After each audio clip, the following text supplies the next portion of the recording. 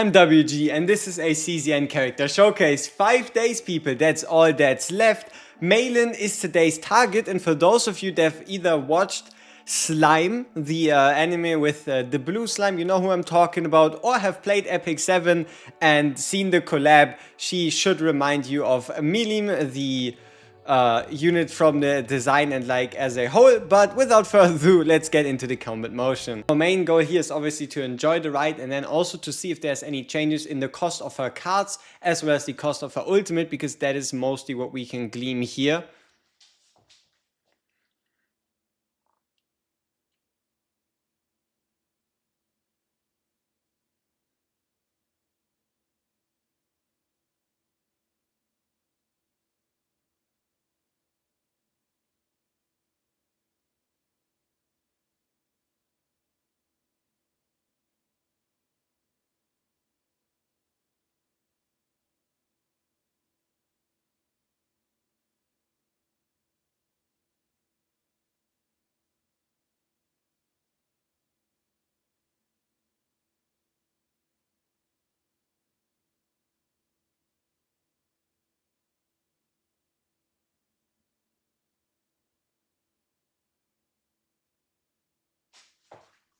So those were all the abilities. The notables here are going to be just for us to pay attention to. The ult cost, you can kind of see it a bit poorly, but it is the ult cost at 5, and then just the respective card cost of 0 into 1 into 0. Well, let's see. 1 into 0, no, 1, 1, 0 into 1 into 2. And here we go. So, for those of you that can't wait for the game yourselves, the only change I've noticed in regards to cost changes to her kit is that her ultimate now only costs you 5 bars instead of 6. Whereas during the limited playtest it was obviously a 6 cost. If you're interested in more CZN information, if you want to look through characters kits yourself, refresh some information and the like, you can head to cznmeta.com, also link in the description. But besides that, we have a MEI to talk about. So let's talk about MEI. Overall, here we go. MEI has a double basic attack at 100% damage and then a shield card.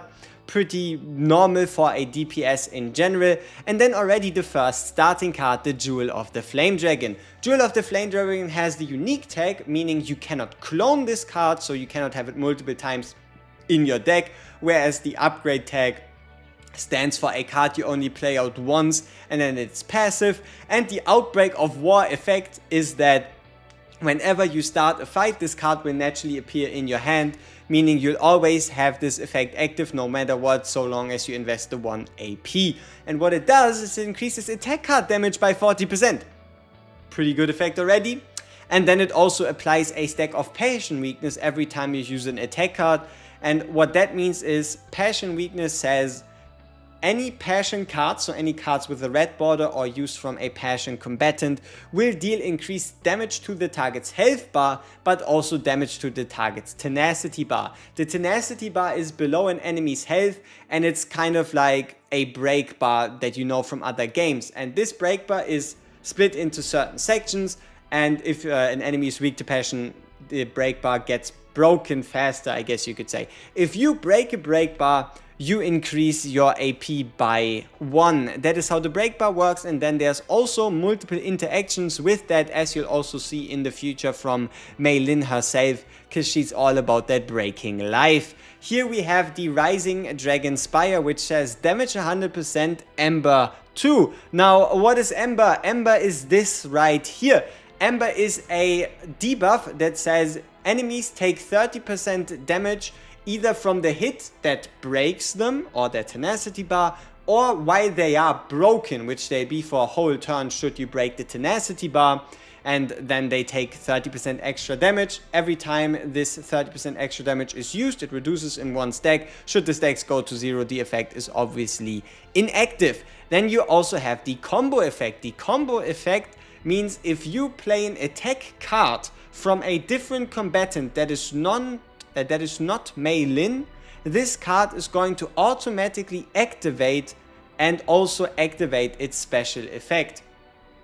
So that is then a 100% damage, a 2 ember, and then 1 additional hit, so a 200% damage at 2 embers. That is the Rising Dragon Spire, bringing us to the unity of attack and defense. The unity of attack and defense is going to draw your Flame Dragon Fist, so your attack, and your Flame Dragon Guardian, so your defense. And also it is going to reduce the cost of these cards by 1, meaning you'll be able to play out a 100% shield, deal 100% damage, both at 0 cost, with the unity of attack and defense also costing you nothing. Then we have the Spirit of the Aromata. It is a retain card, meaning if you don't play it in a turn, it does not go into the graveyard. It stays in your hand until you play it. For 2 turns, you increase the weak point damage by 100%, meaning you deal double the weak point multiplier. So the weak point multiplier should be 25% extra damage. This would be doubling it, so you would be dealing 50% extra damage to enemies that are weak to you, or enemies that have a passion weakness debuff. On defeat actually doesn't mean on defeating a unit, but it actually means on break. So once you break a unit, you gain 2 action points, which is pretty damn sweet. So for 2 turns, whenever you break an enemy, you're going to get yourself 2 action points. Don't ask me why on defeat means on break. Probably something like on kill means on kill, but they're probably going to have already changed this for the global release. Then we have the Ascending Flame Dragon, which just flat out says attack weakness, meaning it is always going to be effective against an enemy no matter what typing they are. It's always going to get the extra damage dealt, so as if the enemy was weak to passion.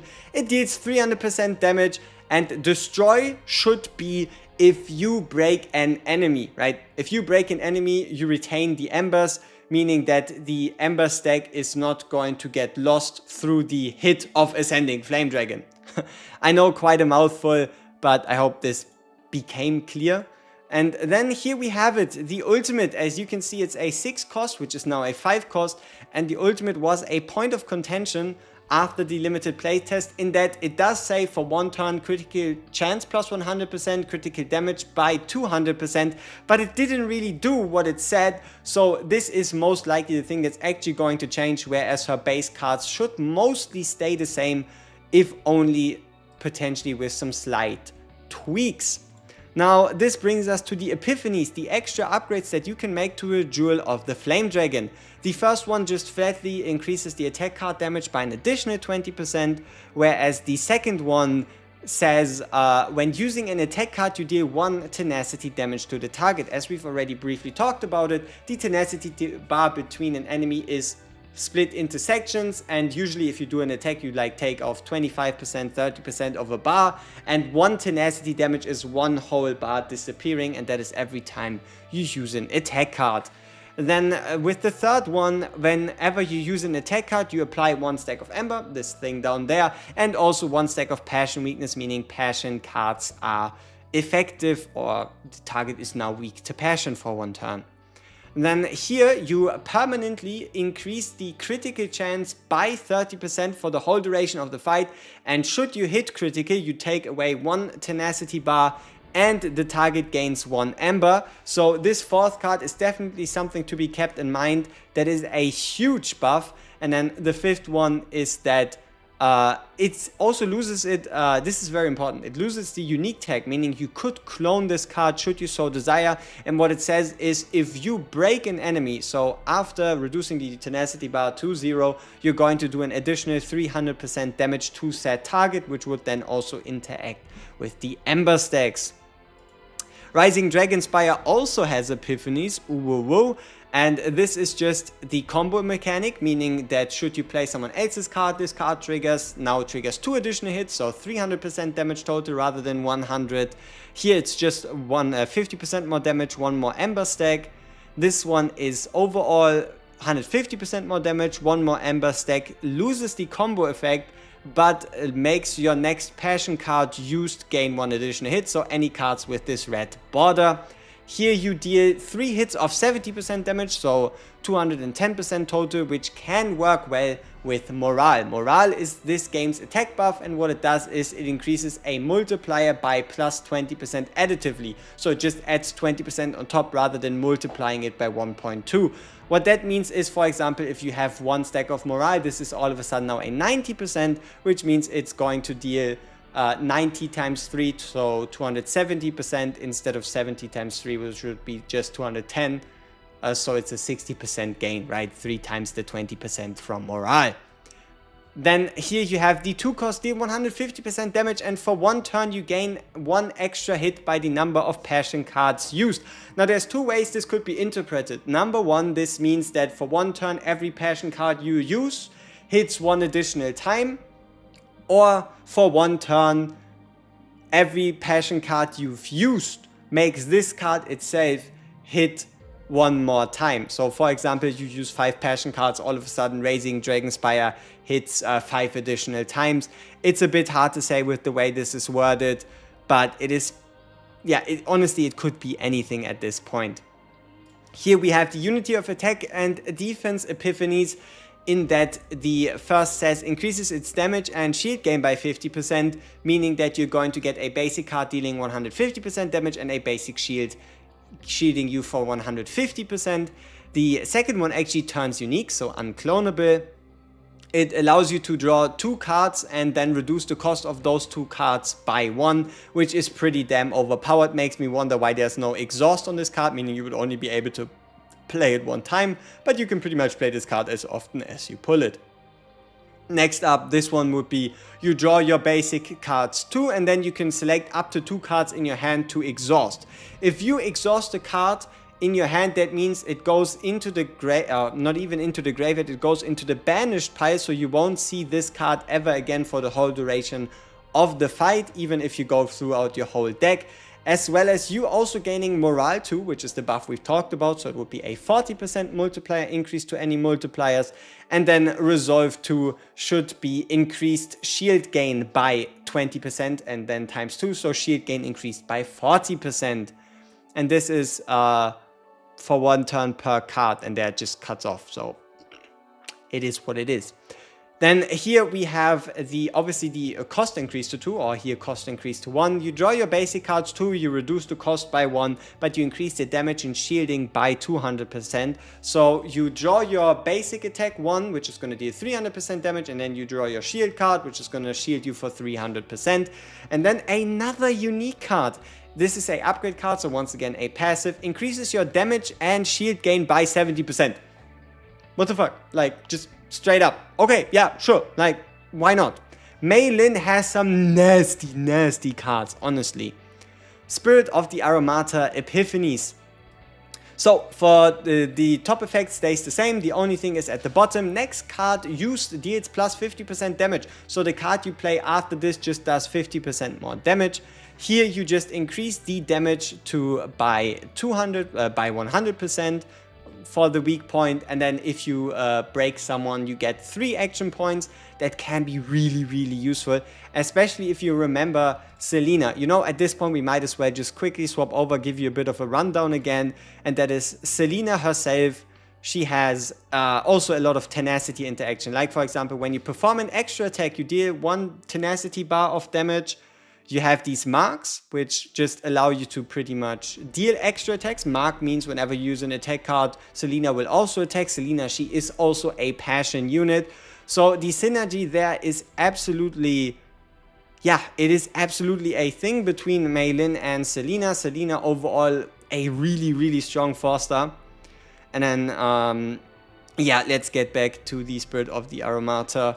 In that we have the 0 cost card and Outbreak of War, meaning it starts at the beginning or is in your hand at the beginning of a fight. For two turns you increase the damage by 100% on defeat, gain 2 action points.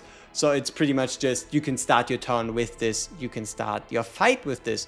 This one turns unique and starts in your hand and is an upgrade card, so many words. And it increases your weak point damage by 100% permanently, and on defeat you gain 2 action points throughout the whole duration of the fight.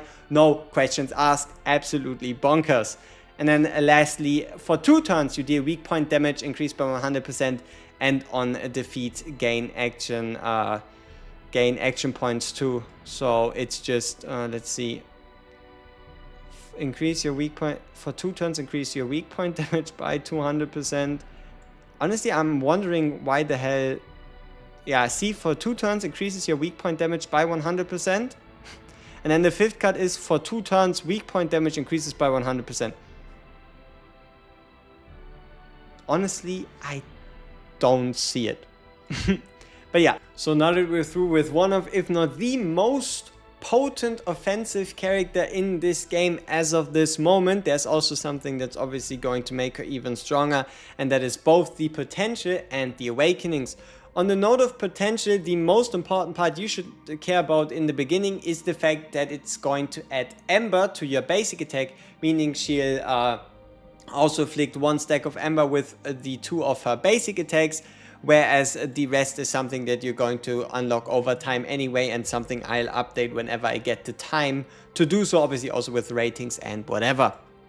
But for now, we have her awakenings, or you could say her manifest ego, her dupes, whatever you might want to call it. Let's start with the M1, and that is Ascending Flame Dragon card now strikes critical hit to defeated targets. Sounds like mumbo jumbo. What this means is that this card not only has attack weakness, but also 100% crit chance against targets that have their tenacity bar broken. So while they're in the break state, you deal 100% crit chance, right? Like the card is guaranteed to crit against targets that are broken.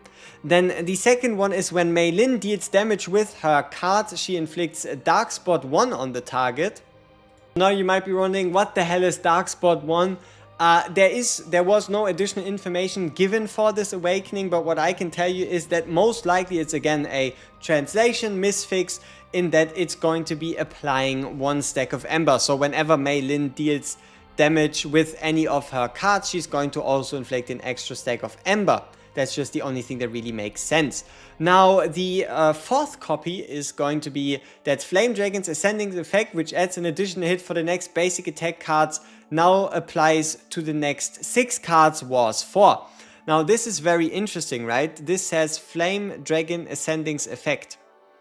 This is Flame Dragon Ascending, and it says for 1 turn, critical chance 100%, critical damage 200%. But the Awakening talks about which adds an additional hit for the next basic attack cards, now applies to the next 6 cards, Wars 4. See, and this is why I was talking about the ultimate obviously getting like a bit of a change. Like, this description obviously doesn't match what it does. What it actually does is for the next certain amount of hits, it's going to add an additional hit instead of doing whatever this is, right? So that then brings us to the M4, when Mei Lin defeats an enemy. So defeating an enemy in this case should be breaking again, because it did say on defeat and this was on break. So on break, for 1 turn, Mei Lin's attack card damage plus 20%, additional damage plus 20% against defeated targets. There you go. Meaning that she's going to pretty much get a 40% damage increase overall through this inner memory. The complete memory, so the 6th copy total, is going to increase the damage, shield gain and healing amount of basic, unique and neutral cards.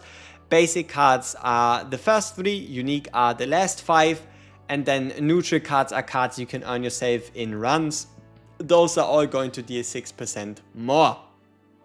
And then lastly, we have the liberated memory M6, when Mei Lin gains Awakening of the Flame Dragon 2, meaning that she gets her 2nd stack of Awakening of the Flame Dragon. She deals 100% fixed damage to all enemies and applies Dark Spot 3, so 3 Ember.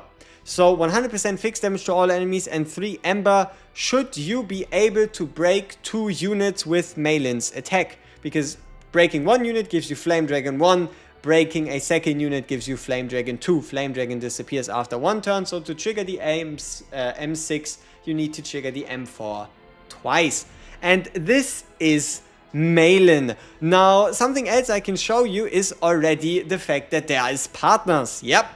There is partners, and I've already mostly went through those. I'm pretty confident on these picks.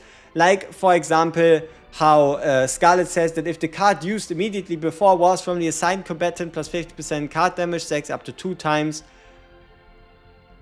These were her awakenings, and now let me show you something else that makes her even stronger as well on top, and that is obviously partners. So here we have all the available striker partners in that she is obviously a striker class. You have the character's ability, you have the ego skill, and you also have them ranked by choice, depending on which one is going to be the best. And specifically, Marion and the second best have big synergy with her. So you've heard her kit, and now all of a sudden you're going to deal 15% more damage against targets that are broken, and your basic attack cards, which you can gain yourself on your hand just by playing out the basics of attack and defense, now deal plus 0.2% tenacity damage, which means they always take away an additional 20% tenacity damage while also dealing 50% increased damage.